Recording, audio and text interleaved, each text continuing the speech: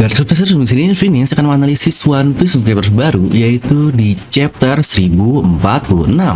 Nah, mari tanpa basa-basi lagi, kita langsung saja. Wadaw.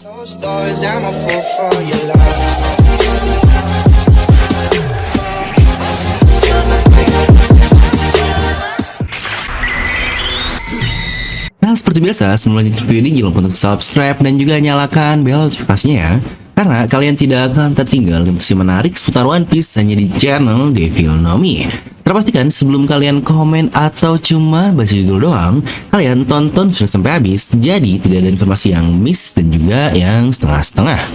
Nah, seperti biasa, kita akan membahas atau menganalisis lebih dalam terkait apa sih yang sebenarnya terjadi di chapter 1046 lalu. Apa mungkin ada hal yang terlewat jika kita hanya baca sekilas saja dan sebagainya. Jadi ini lebih ke bahasan dalam yang buat belum tahu alurnya seperti apa, kalian bisa tonton video review dengan klik kartu di atas kanan ya. Oke, kita akan mulai dari cover story seperti biasa.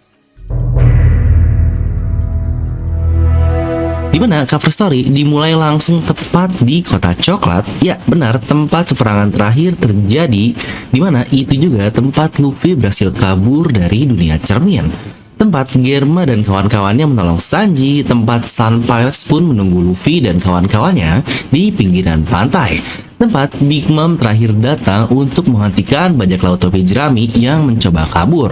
Jika dilihat dari cover story ini, selalu ada paralel dengan waktu sekarang atau waktunya samaan antara Luffy yang sedang perang di Onigashima dengan waktu di cover story tersebut. Yang berarti timelinenya ini kurang lebih pasca kejadian yang lagi-lagi waktunya sekitaran 2 minggu lebih dikit lah. Karena dari awal Luffy sampai ke Wano, lalu ke perang Onigashima ini butuh waktu selama 2 minggu untuk persiapan. Dan di waktu yang sama, tepat setelah Oven membawa pasukan Germa ini, yaitu Niji dan Yonji ke ibu kota bunga di Whole Cake Island, datanglah kedua orang tersebut yang sangat-sangat mencurigakan. Bahkan rakyat pun berlari ketakutan ketika melihatnya. Sebenarnya sangat baik sih jika yang datang adalah Kurohige biar sesuai dengan banyaknya prediksi yang ada. Apalagi Whole Cake Island adalah wilayah Yonkou yang pasti banyak menyimpan rahasia seperti Road Poneglyph dan yang lain-lain. Tapi yang cukup aneh adalah kenapa ya mereka malah datangnya nggak langsung ke Whole Cake Island, tapi ke ibu kota coklat yang notabene cukup jauh dari tempat ibu kota. Serta jika kita lihat pakaiannya pun ini sepertinya cukup formal nih. Menurut saya ini lebih mirip seperti anggota CP0. Apa mungkin itu adalah Lucci, Kaku, dan kawan-kawannya? Terutama dengan perkataan Gorose terkait apa yang terjadi di dunia luar sedang sangat parah pasca rapat referee. Wah, emang bener sih cover story Germa ini pasti bakal membuka banyak misteri-misteri menarik dan baru juga. Selain penasaran bagaimana nasib saudara Sanji tersebut dan Puding juga, keadaan di Whole Cake Island dan orang-orang ini akan buatnya semakin mantap. Dan dimana chapter dimulai dengan keadaan Luffy yang lagi-lagi sedang melompat di atas tanah karet buatannya tersebut. Sepertinya benar Luffy tidak bisa mengontrol karet tersebut seperti halnya Doflamingo dan Katakuri. Karena ya wajar sih mereka itu paramecia tipe creating atau making, alias bisa menciptakan elemen yang mereka miliki. Seperti contohnya Doflamingo menciptakan benang atau Katakuri menciptakan mochi. Dimana untuk kasus Luffy, dia sebelumnya saja dikenal dengan paramecia tipe Become, apalagi ternyata sekarang dia ini adalah Zoan. Maka yang bisa dilakukan hanyalah mengubahnya saja menjadi karet dan berhenti sampai di situ. Lalu kalau kayak gitu gunanya apa dong? Nah, ini menurut saya sebenarnya sangat overpower.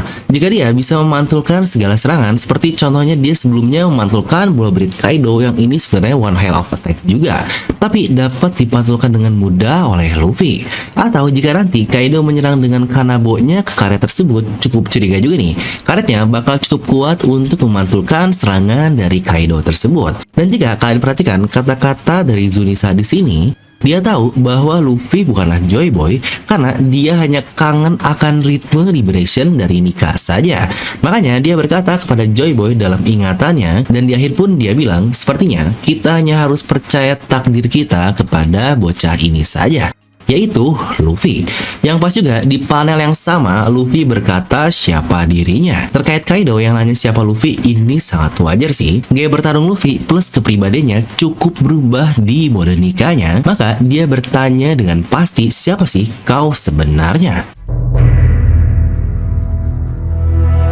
Dan ini dia hal yang paling penting yang kita dapatkan di chapter ini terkait Kaido yang berkata, jika tubuh dan pikiran sudah bisa menyamai potensi dari kemampuan, itulah yang disebut sebagai awakening. Dan dia bahkan menyebut hal yang sama seperti yang Gorosei katakan, what a ridiculous power it is. Kaido yang tahu secara pasti hal itu nggak mungkin kan, Kaido pasti belum awakening juga kan, jadi aneh banget. Dan kita bahkan mungkin belum melihat, atau jangan-jangan kita udah melihat mode awakening dari Kaido yang sejujurnya saya merasa mode-mode lain dari Kaido adalah mode awakening dari kemampuan Zoannya tersebut. Karena jika kalian perhatikan awakening Zoan di Impel Down lalu, mereka kan katanya manusia biasa yang memakan buah iblis, tapi setelah berada di mode awakeningnya, tubuhnya lebih mirip ke mode Zoan atau binatangnya dibandingkan mode manusianya. Dan dengan muka yang bentukannya seperti Zoan langsung beda dengan mode hybrid yang sisi manusianya masih sangat kental sekali. Dan jika kalian perhatikan juga mode-mode lain dari Kaido seperti mode Killing Spree atau mode pembunuh yang sepertinya itu pinnacle dari serangan Kaido sejauh ini, yang bisa kita bilang itu membunuh Luffy saat diganggu oleh si Pino lalu. Di situ bisa kita lihat perbedaan mode hybrid dari Kaido, yang jika kita perhatikan mode hybrid Kaido seperti yang tadi saya bilang lebih ke arah manusia biasa dengan sisik Zoan saja. Bahkan jika kalian perhatikan alisnya pun bentukan alis dari Kaido di mode manusianya. Tapi coba kita lihat dulu alis dari Kaido di mode Zoan atau mode naganya. Ya benar, mode alis dari Kaido berubah ke mode binatang, dan sekarang kita lihat Kaido di mode Killing Spree-nya. Selain tubuh Kaido yang membesar lebih parah, dia benar-benar seperti hybrid di Impel Down dengan tampilan lebih jauh menyerupai Zoannya dibandingkan manusianya. Bahkan alisnya pun ikut berubah seperti mode naganya kan. Dan yang paling penting, kepribadian dari Kaido ini bisa dibilang sangat berubah lah dibandingkan mode hybrid biasanya. Cukup mirip dengan apa yang terjadi kepada Luffy di mode nikahnya tersebut. Dia sadar, tapi ada sedikit kepribadian lain, dan inilah yang sangat menjawab perkataan Gorosei bahwa mode Zoan atau buah iblis Zoan punya kesadarannya sendiri.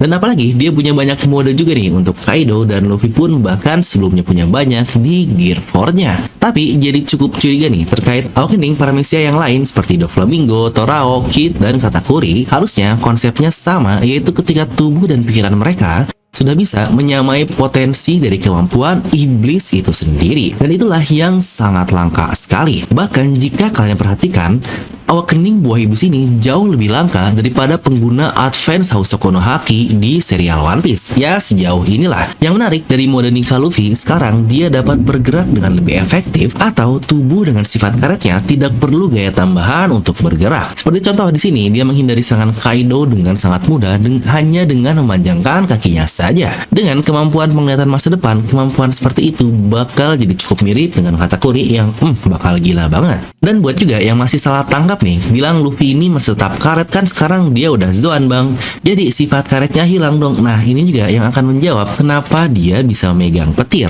Makanya Gorosei bilang memiliki sifat karet, dan ada alasannya juga kenapa orang-orang salah mengiranya itu gomu-gomu atau karet. Ya emang buah iblis Luffy atau tubuh Luffy benar-benar tetap karet. Dimana sisanya hanyalah terfokus ke orang-orang yang terjebak oleh api saja. Dan cukup kesel sih lihat Sanji di sini yang tangannya aduh kecil banget nih, kayaknya salah gambar atau gimana tuh, jadi aneh banget. Plus di sini kita diperlihatkan juga Apo lagi nih, yang masih aja ini orang perannya belum selesai-selesai. Udah dari awal dia ngehajar Luffy dan Zoro, lalu dihajar Kid, diganggu Drake, ketemu si Pinol, masih aja orang ini berkeliaran. Ekstrik aja yang ngehajar si Pinol masih nggak guna nih sampai akhir karena dia ditusuk oleh si Gun dari mendiang bos si Pinol tersebut. Ya pokoknya Hawkins yang berperan lebih banyak lah di arc ini. Dan ini dia babang Zoro kita yang terkapar lemas dibawa oleh Franky dengan kata-katanya Zoro tidak akan bisa bertahan jika tidak bertemu dengan Chopper secepatnya. Cukup sulit juga ya, dia bisa ketemu Chopper dan bingung juga ini Zoro kayak gimana nih. Jika kalian perhatikan, orang-orang yang ngikutin Franky itu adalah anak buah Sasaki yang dulu yang malah ngeganggu duelnya.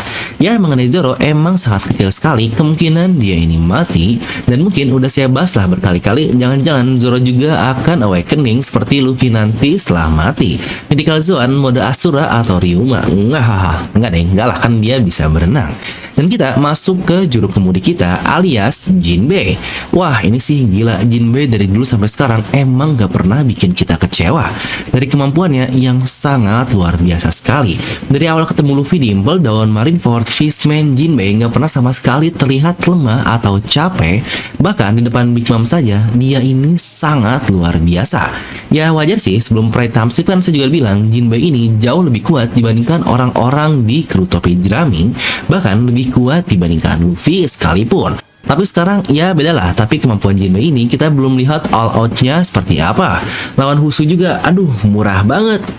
Mudah banget, padahal itu di darat loh, bukan di lautan. Di sini lagi-lagi dia berperan luar biasa dengan menolong seluruh kastil. Kayaknya Kawamatsu yang disebut sebagai salah satu samurai terkuat Oden cukup jauh lah ya skillnya jika dibandingkan dengan Jinbei ini.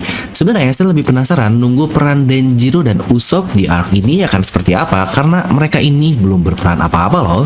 Tapi lucu ya, mereka selamat dari air Zunisha. Sekarang Zunisha juga udah ada kan di dekat Wano Kuni. Dan chapter ditutup dengan Yamato yang berkata Onigashima akan jatuh dengan keadaan api besar di satu pulau ini. Wah, jika jatuh sih, Onigashima ini akan jauh lebih berbahaya dibandingkan bom atom. Apalagi masih ada sisa bom di bawah Onigashima yang dibekukan oleh Yamato. Emang satu-satunya kunci Momonosuke ini harus berguna lah, bocah sialan. Terkait Luffy yang memegang petir ini sebenarnya tidak ada yang aneh. Toh dia kan emang bisa semacam nindahin arus listrik ketika melawan Enel dulu.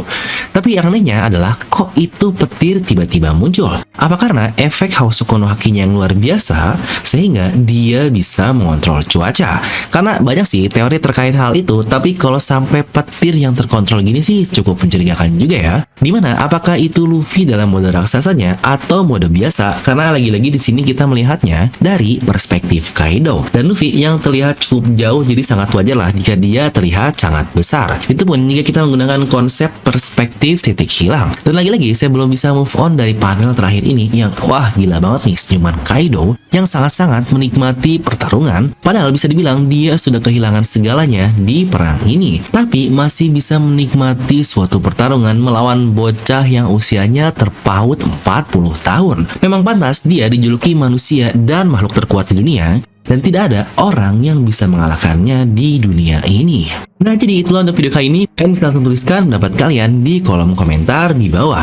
Dan buat kalian juga nih yang ketinggalan promo Ramadan terkait Babang Zoro yang tersesat dengan shadow-nya ini, kalian bisa tunggu promo-promo menarik dari DNM Merchandise dengan cara follow di Instagramnya, atau kalian juga bisa pesan desain-desain lain yang sangat menarik melalui WhatsApp atau Tokopedia dan Shopee juga, karena sedang banyak voucher dan diskon lain juga nih. Kalian bisa langsung klik link di deskripsi video ya. Dan seperti biasa, semoga kalian terhibur dengan video ini. Like aja yang kalian suka, dislike aja kalau suka, jangan lupa untuk subscribe dan juga share ke teman kalian. Gue Devin pamit, and I'll see you guys next time.